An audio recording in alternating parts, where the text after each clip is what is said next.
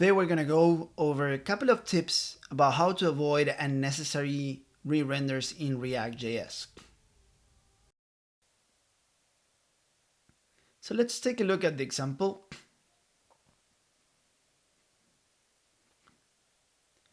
You can see I can buy, I can actually I can increase the quantity of the products and that recalculates the total.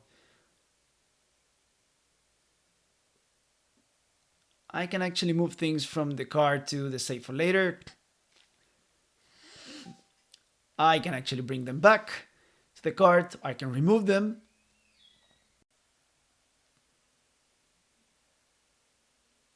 So now let's open the profiler on the React Dev Tools and let's see what happens when we are actually moving around and executing actions. So I usually turn on the highlight updates when the component renders so I can actually see what's going on.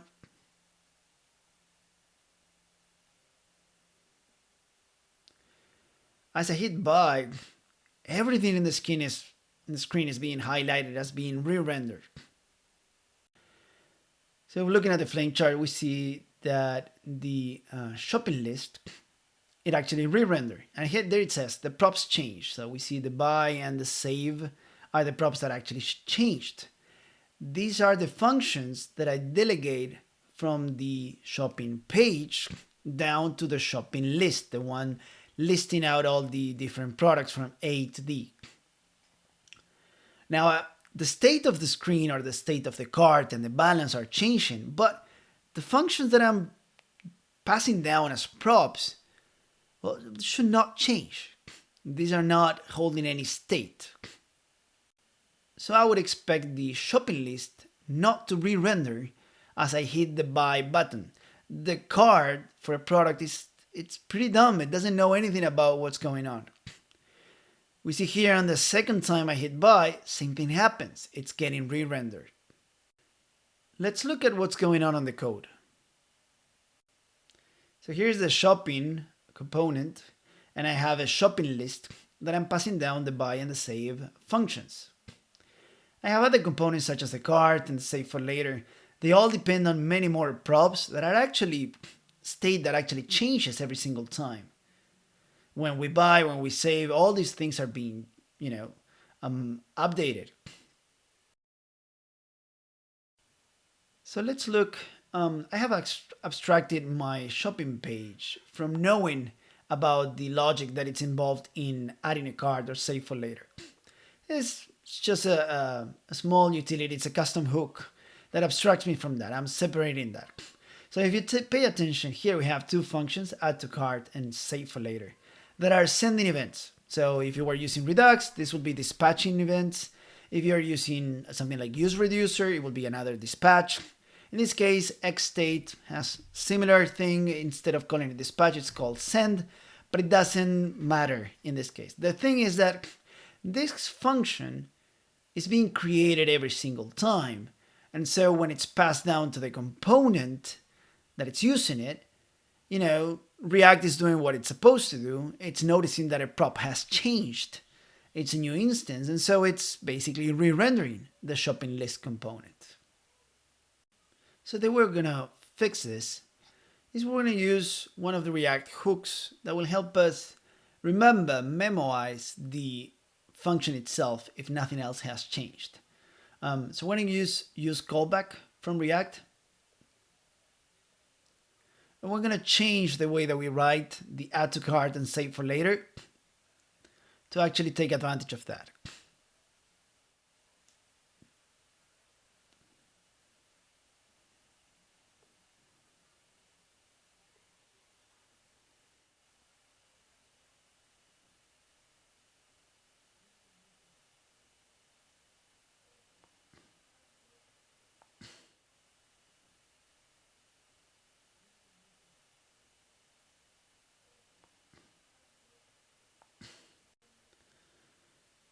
If you pay attention, there's some really kind of like advanced autocomplete going on.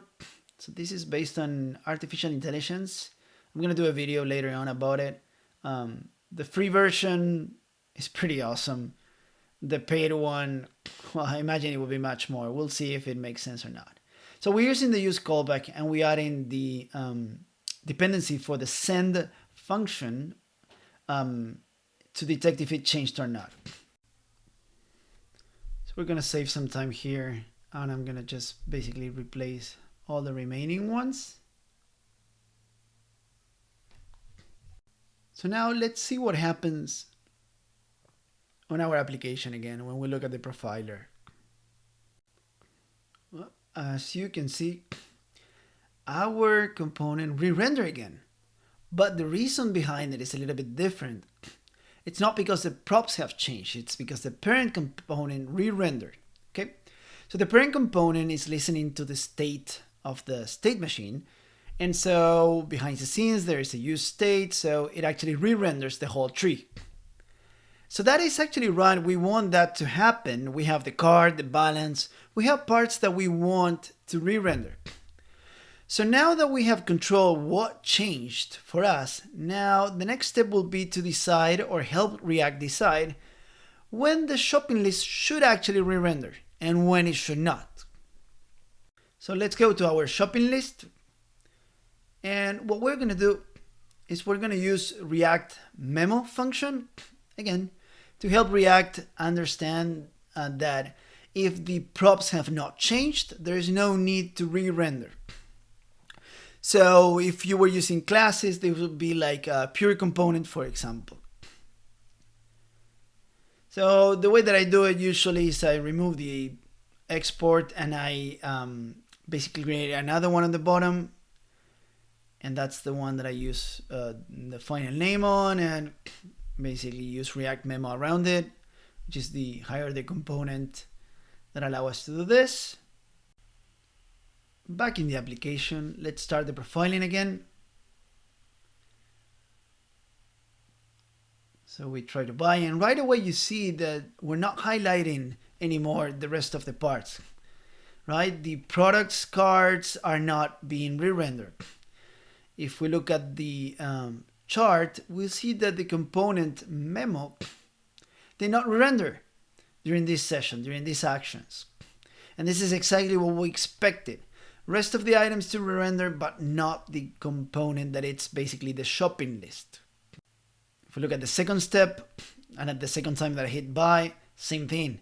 The component, the list, the shopping list did not re-render. So perfect. Now, I wanted to show you one more thing. So let's imagine that we are actually passing some style prop down from the shopping, right? Now let's go back to our profiling and see what happens now.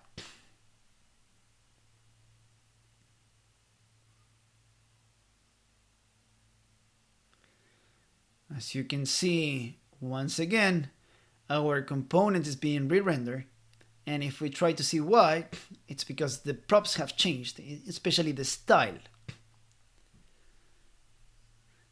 So I'm not breaking any news here, but this is usually one place where people miss right away, that what we're doing when we're adding inline styling, we are creating an object again and again. As we re-render the tree, this is being executed and creating a new object every single time. So same thing we can say about the arrow functions when we add them inline. Every time re-render is executed, we will create a new instance of that. At the beginning, when this got in fashion, there was a lot of discussion about whether that was performant or not. And again, most of the times you can get away with it, but if you do have performance issues, then this could be one of the places to point at, how to avoid unnecessary re-rendering. The way to actually fix the styling is you need to extract it out. Okay, so let's call it my style. And now we need to be careful about where we put it. If we put it within the stateless function, it will still be executed every time we re-render. Okay, so we have a couple of options here. We can use something like another hook like useMemo, or we can just put it outside. This is at the end of the day a very static, as long as you have it a static definition. So it's a constant that we can use outside of the component, and then it will not change again. If we go back and profile our application one more time, you see that we are avoiding rendering our shopping list again and again and again.